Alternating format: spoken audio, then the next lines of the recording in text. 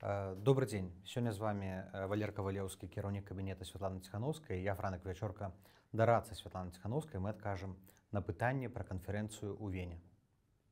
Вопрос первый. Валерий, что это за конференция? Кто ее инициировал? Какой интерес у европейцев к ней? Это те самые переговоры, к которым вы призывали в марте?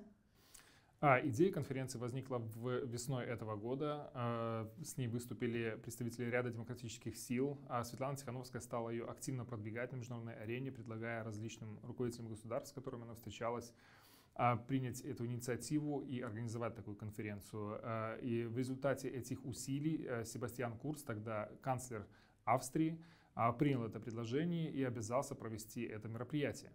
Изначально оно задумывалось именно как обсуждение главными политическими международными игроками ситуации в Беларуси. Кризис к тому времени продолжал усугубляться, не было никаких перспектив того, что он разрешится сам собой и что международное сообщество должно быть заинтересовано в его разрешении, поскольку уже тогда было видно, что у кризиса могут быть и серьезные последствия для международной и региональной безопасности. Мы помним, что тогда именно случилась ситуация с захватом самолета Ryanair. Именно поэтому конференция была абсолютно актуальна тогда, и сегодня, после того, как ситуация продолжает ухудшаться, теперь мы видим миграционный кризис на границе Беларуси и Европейского Союза, актуальность этой конференции только усилилась. Тады вясной 800 тысяч чалавек прагаласавалі за перагаворы, але за гэты час стала відавочна, што рэжым да перагавораў не гатовы. Але канферэнцыя ўсё роўна патрэбная сёння, як і была патрэбная тады, каб пачаць размаўляць пра вырашэнне крызісу, шукаць супольныя рашэнні, каб трымаць Беларусь на парадку дня. Чего вы хотите добиться от этого мероприятия? Зачем оно белорусам, Валерий? Очень важно добиться того, чтобы международное сообщество рассматривало ситуацию в Беларуси, кризис в Беларуси, как тот, который относится непосредственно к их интересам. Мы рассматриваем это мероприятие как отличную возможность для того, чтобы международное сообщество вновь обсудило ситуацию, чтобы они показали свою заинтересованность в разрешении этого кризиса на самом высоком уровне. Надо подчеркнуть, впервые в истории независимой Беларуси проходит конференция такого высокого уровня, где исключительно обсуждается ситуация в Беларуси, куда собираются представители, высокопоставленные представители ряда государств. Франок, есть ли риск, что эта встреча станет первым шагом к признанию режима на международной арене? Не, ні ў якім разе гэта немагчыма. Ніхто не збіраецца перамаўляцца з рэжымам цяпер, ніхто не збіраецца гандлявацца палітвязнямі, ніхто не плануе здымаць санкцыі. Калі Макей сустракаецца з лідарамі заходніх дзяржаваў, все, што яны кажуць, у першую чаргу вызваліце, рэабілітуйце палітвязні, а потым будзем думаць, як будаваць дыялог. Валерий, прорежимные эксперты говорят, что их уже пригласили на конференцию. Это правда? Светлана Тихановская будет вести с ними диалог? По нашей информации, которую мы получили от австрийских организаторов, такие приглашения еще не направлялись. И у нас есть возможность убедиться в том, что туда не поедут какие-то совершенно случайные люди, которые самим своим присутствием испортят мероприятие. Если говорить о самом мероприятии, то оно будет состоять из 3 частей. Первый и самый важный сегмент — это панель высокого уровня, в котором будет принимать участие Светлана Тихановская и ряд представителей, ряд официальных представителей государств. По итогам этого обсуждения будет проведена пресс-конференция, также с участием Светланы Тихановской, в котором будут подытожены итоги этого обсуждения и те решения, к которым придут участники.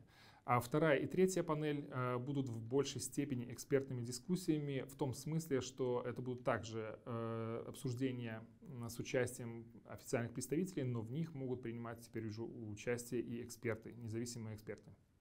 Таксама мы плануем шэраг такіх сатэлітных дыскусіяў на тэму, як правесці выбары ў Беларусі, каб яны былі празрыстыя і дэмакратычныя, якім чынам праводзіць эканамічныя рэформы, якім чынам Еўрапейскі Саюз можа падтрымаць беларускую грамадзянскую супольнасць і медыі. Усе гэтыя дыскусіі мы арганізоўваем у супрацы з рознымі міжнароднымі арганізацыямі, недзяржаўнымі ініцыятывамі, аўстрыйскімі і еўрапейскімі структурамі. Может ли участие экспертов со стороны режима в этой конференции изменить политическую волю Австрии или других стран? Чаго дакладна еўрапейцы зараз рабіць не будуць, гэта здымаць санкцыі ці змяншаць ціск. Вы ж бачыце, кожны дзень павялічваецца колькасць мігрантаў. Вы ж бачыце, Лукашенко все больш тэрарызуе людзей не толькі ўнутры краіны, але і за межамі.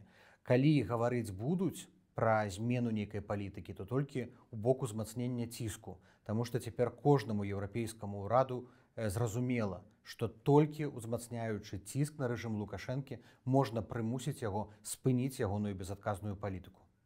И, безусловно, то, что мы видим сейчас, это именно подготовка очередного 5-го пакета санкций в Европейском Союзе. Поэтому было бы странно предположить, что европейцы одновременно делают две вещи. Они готовят меры санкционного давления, усиление этого давления на режим Лукашенко и в то же время ослабляют его через диалог с экспертами Лукашенко.